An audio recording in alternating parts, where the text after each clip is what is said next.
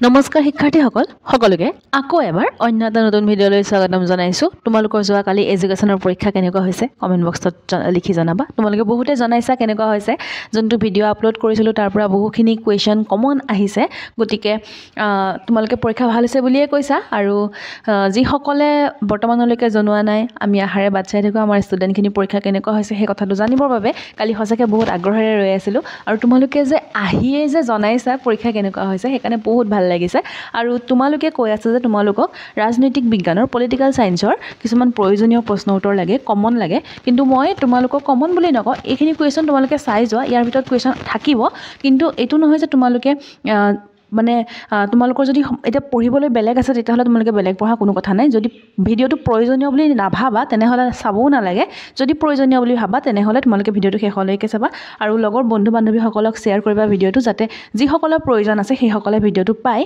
আৰু আমি বেছি সময় কথা নাপাতি পলম নকৰি ভিডিঅ'টো আৰম্ভ কৰোঁ ব'লা। চোৱা, তোমালোকৰ পলিটিকেল ছায়েন্সৰ ফুল ফৰ্ম লিখিবলৈ বহুত আহে, মানে সম্পূৰ্ণ ৰূপটো লিখিবলৈ আহে, এটা নহয় এটা কুৱেশ্যন থাকেই। গতিকে NATO নাটো বুলি যে কয়, নাটোৰ ফুল ফৰ্মটো লিখিব দিয়া হৈছে। নাটোৰ ফুল ফৰ্মটো হৈছে কি? নৰ্থ এটলাণ্টিক ট্ৰেটি অৰ্গেনাইজেশ্যন, ঠিক আছে, উত্তৰ আটলাণ্টিক চুক্তি সংগঠন। তাৰপিছতে আহিলে 2 নম্বৰতে NIEO সম্পূৰ্ণ অৰ্থটো হৈছে বা সম্পূৰ্ণ নামটো বা ফুল ফৰ্মটো হৈছে নিউ ইণ্টাৰনেশ্যনেল ইকনমিক অৰ্ডাৰ, ঠিক আছে। তাৰপিছতে আহিলে CENTO, CENTO, চেণ্টৰ ফুল ফৰ্মটো হৈছে চেণ্ট্ৰেল ট্ৰেটি অৰ্গেনাইজেশ্যন। তাৰপিছতে 4 নম্বৰতে কিউবা সংকট কি? কিউবা সংকট কি? যে 1962 চনত সংঘটিত শীতল যুদ্ধৰ এক অতি উত্তেজনাপূৰ্ণ ঘটনাক কি বুলি কোৱা হয়? কিউবা সংকট বুলি কোৱা হয়, ঠিক আছে। তাৰপিছত LOC লক মানে কি? লাইন অফ কণ্ট্ৰল, নিয়ন্ত্ৰণ ৰেখা। তাৰপিছত চোৱা NAMৰ সম্পূৰ্ণ নামটো লিখিবলৈ আহিছে। NAMৰ সম্পূৰ্ণ নামটো হৈছে নন এলাইনমেণ্ট মুভমেণ্ট। তাৰপিছতে UNETAD সম্পূৰ্ণ মানে ফুল ফৰ্মটো হৈছে United nations conference of trade and development. তাৰপিছতে নিবাৰক মানে কি? নিবাৰক মানে কি বুজা? নিবাৰক মানে হ'ল প্ৰতিহত কৰা বা নিৰুৎসাহিত কৰাক বুজায়। ইয়াৰ পিছতে চোৱা, কোন তাৰিখে ৰাষ্ট্ৰসংঘ দিৱস হিচাপে উদযাপন কৰা হয়?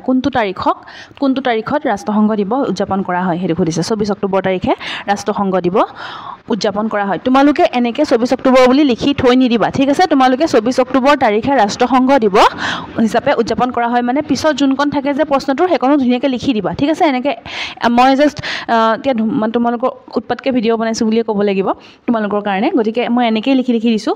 তোমালোকে কি কৰিবা? তোমালোকে সম্পূৰ্ণকৈ লিখিবা, ঠিক আছে। মই জাষ্ট এতিয়া টাইপিং কৰিছোঁ ন, টাইপিং কৰোঁতে মই ধুমাধুম টাইপিং কৰিছোঁ কাৰণ ভিডিঅ'টো দিবই লাগিব সেইটো কাৰণে। গতিকে তোমালোকে সম্পূৰ্ণ কৰিবা, ঠিক আছে। এতিয়া চোৱা পিছৰটো, কোনখন ৰাষ্ট্ৰৰ পতনক দ্বিতীয় বিশ্বৰ পতন হিচাপে জনা যায়?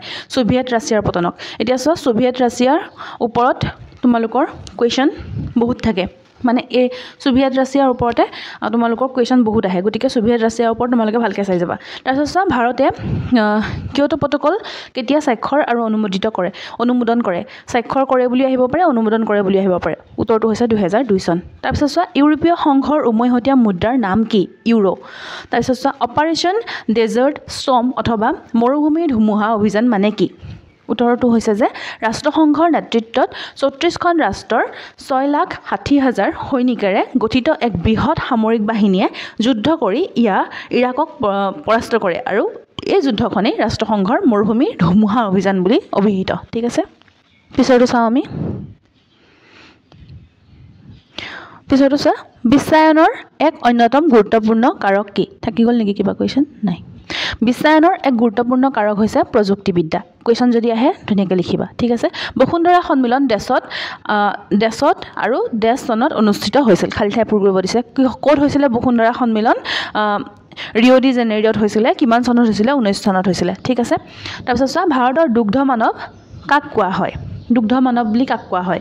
ভাৰ্গিছ কুৰিয়েনক ভাৰতৰ দুগ্ধ মানৱ বুলি কোৱা হয়। আকৌ কৈছোঁ তোমালোকে কুৱেশ্যনটোৰ উত্তৰ লিখোঁতে সম্পূৰ্ণ লিখিবা, এনেকৈ লিখি থৈ নিদিবা, ঠিক আছে। তাৰপিছত চোৱা, কোনে কেতিয়া ভাৰতীয় জাতীয় কংগ্ৰেছ প্ৰতিষ্ঠা কৰিছিল? এলেন অক্টেভিয়ান হিউমে 1885 চনত ভাৰতীয় জাতীয় কংগ্ৰেছ প্ৰতিষ্ঠা কৰিছিল। তাৰপিছত চোৱা, দলিত পেন্থাৰ্ছ কিয় গঠন কৰা হৈছিল? 1972 চনত মহাৰাষ্ট্ৰত বিভিন্ন স্থানত দলিত লোকৰ ওপৰত হোৱা অত্যাচাৰৰ বিৰুদ্ধে সংগ্ৰাম কৰিবলৈ দলিত পেন্থাৰ্ছৰ গঠন কৰা হৈছিল। UPAৰ সম্পূৰ্ণ নাম কি? UPAৰ সম্পূৰ্ণ নাম হৈছে জে বুলি লিখিবা দেই। তাৰপিছত তোমালোকে এইটো লিখিবা ইউনাইটেড প্ৰগ্ৰেছিভ এলায়েন্স। তাৰপিছত চোৱা ভাৰতীয় সংবিধানৰ কোনটো অনুচ্ছেদে জম্মু আৰু কাশ্মীৰক অধিক স্বতন্ত্ৰতা প্ৰদান কৰিছে? কোনটো অনুচ্ছেদে? 370 নং অনুচ্ছেদে। ঠিক আছে। পঞ্চশীল মানে কি? পঞ্চশীল মানে শান্তিপূৰ্ণ সহাৱস্থানৰ 5টা নীতি। ইয়াৰ পিছত চোৱা ৰাজ্যৰ পুনৰ গঠন আইনখন কেতিয়া গ্ৰহণ কৰা হয় আৰু ইয়াৰ অধীনত কৰা এখন ৰাজ্যৰ নাম লিখা। কিমান চনত কৰা হৈছিলে? 1956 চনত কৰা হৈছিলে আৰু ইয়াৰ অধীনত অন্ধ্ৰপ্ৰদেশক লোৱা হৈছিলে। ঠিক আছে। তাৰপিছত চোৱা 1952 চনত অনুষ্ঠিত প্ৰথম সাধাৰণ নিৰ্বাচনৰ সময়ত 10টা ৰাষ্ট্ৰীয় ৰাজনৈতিক দল আছিল। কিমানটা আছিলে? 14টা আছিলে। বিশ্বজনীন ভাবুকিৰ এটা উদাহৰণ দিয়া। বিশ্বজনীন ভাবুকিৰ এটা উদাহৰণ হৈছে জলবায়ু পৰিৱৰ্তন। তাৰপিছত এছিয়ানৰ সম্পূৰ্ণ ৰূপটো লিখিবলৈ দিছে। এছিয়ানৰ সম্পূৰ্ণ ৰূপটো হৈছে association of south east Asian nation. ঠিক আছে। পিছৰখিনি চাওঁ। তাৰপিছত চোৱা বাৰ্লিন প্ৰাচীৰ কোন চনত ভাঙোন হৈছিলে? এইটো কুৱেশ্যন বাৰে বাৰে ৰিপিট হৈছে। ঠিক আছে। এইটো কুৱেশ্যন ভালকৈ চাই যাবা। কিমান চনত? 1989 চনত। তাৰপিছত চোৱা গোষ্ঠী নিৰপেক্ষ আন্দোলনৰ প্ৰথম শীৰ্ষ সন্মিলন ক'ত অনুষ্ঠিত হৈছিলে? বেলগ্ৰেডত হৈছিলে। কিমান চনত হৈছিলে? 1961 চনত হৈছিলে। ৰাষ্ট্ৰসংঘৰ বৰ্তমান সচিব প্ৰধানগৰাকীৰ নাম কি? তেওঁৰ নাম হৈছে এণ্টনিও গুটেৰেছ আৰু এইটো আহিছে পৰীক্ষাত। ঠিক আছে। ইয়াৰ পিছত চোৱা আমেৰিকা যুক্তৰাষ্ট্ৰৰ আধিপত্য কেতিয়া আৰু কিয় আৰম্ভ হৈছিল? 1991 চনত ছোভিয়েট ৰাছিয়া পতনৰ পিছত আমেৰিকাৰ আধিপত্য আৰম্ভ হৈছিল। ছোভিয়েট ৰাছিয়াৰ ওপৰত ভালদৰে চাবা। আকৌ এবাৰ কৈছোঁ। তাৰপিছত চোৱা ৰিঅ' সন্মিলনে কাৰ্যসূচী 21 নামেৰে বা কাৰ্যসূচী 21 নামেৰে বিকাশমূলক কাৰ্যপন্থাৰ এক তালিকাৰ পৰামৰ্শ আগবঢ়াইছিল। শুদ্ধ নে অশুদ্ধ? এইটো শুদ্ধ। দ্বিতীয় বিশ্ব মানেনো কি? তোমালোকে কিমান পঢ়িছা সেইটোতো চাব লাগিব। গতিকে এইটো কুৱেশ্যনৰ আনচাৰ তোমালোকৰ কাৰণে। ঠিক আছে। তোমালোকে কমেণ্ট বক্সত লিখি জনাবা দ্বিতীয় বিশ্ব মানে কি। তাৰপিছত চোৱা ৰাষ্ট্ৰীয় নিৰাপত্তা পৰিষদত দেশখন স্থায়ী আৰু দেশখন অস্থায়ী সদস্য ৰাষ্ট্ৰ আছে। কিমানখন? 5খন স্থায়ী আৰু 10খন অস্থায়ী। ঠিক আছে। তোমালোকে যেতিয়া উত্তৰটো লিখিবা ইয়াৰ পৰাই লিখিবা। ঠিক আছে। ইয়াৰ পৰা ইয়ালৈকে গোটেইটো লিখিবা। এইটো মাজত ইয়াত বহাই দিবা। তাৰপিছত চোৱা নেফাৰ সম্পূৰ্ণ ৰূপটো লিখা। NEFAৰ নেফা সম্পূৰ্ণ ৰূপটো লিখিব দিছে। North east frontier agency.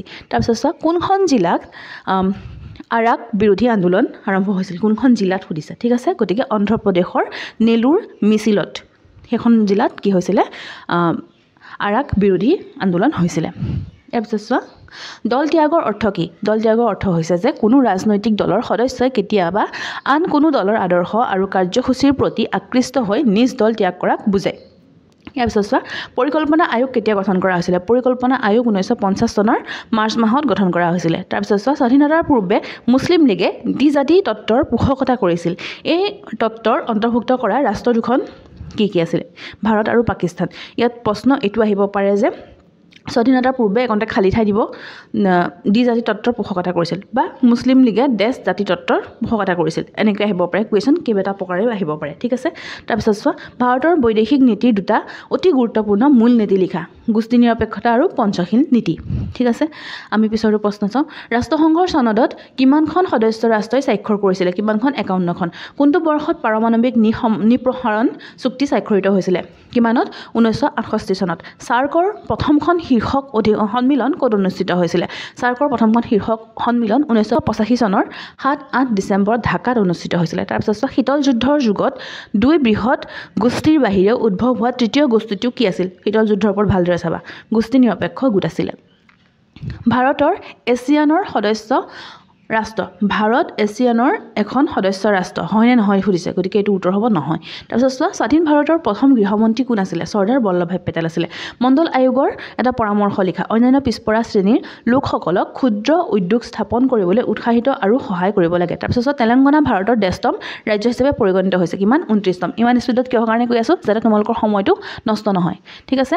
এইখিনি সময় বহুত গুৰুত্বপূৰ্ণ তোমালোকৰ কাৰণে। গতিকে তোমালোকে GT কৰি পেলাই এইখিনি সময় নষ্ট নকৰিবা। তাৰপিছত চোৱা ভাৰতৰ প্ৰথমগৰাকী মুখ্য নিৰ্বাচনী আয়ুক্ত কোন আছিল? সুকুমাৰ সেন। তাৰপিছত চোৱা 1972 চনত ইন্দিৰা গান্ধী আৰু জুলফিকৰ আলী ভুট্টোৰ মাজত স্বাক্ষৰিত হোৱা চুক্তিখনৰ নাম লিখা। চিমলা চুক্তি। ইয়াৰ পিছত চোৱা আৰাক বিৰোধী আন্দোলনটোক নাৰী আন্দোলন হিচাপে গণ্য কৰা হয়নে নহয়? হয়। নেলছন মেণ্ডেলাৰ আত্মজীৱনীখনৰ নাম কি? লং ৱাক টু ফ্ৰীডম। এইটো এটা পাঠ আছে তোমালোকৰ ক্লাছ 10ত। পঢ়িছিলা নে নাই তোমালোকে?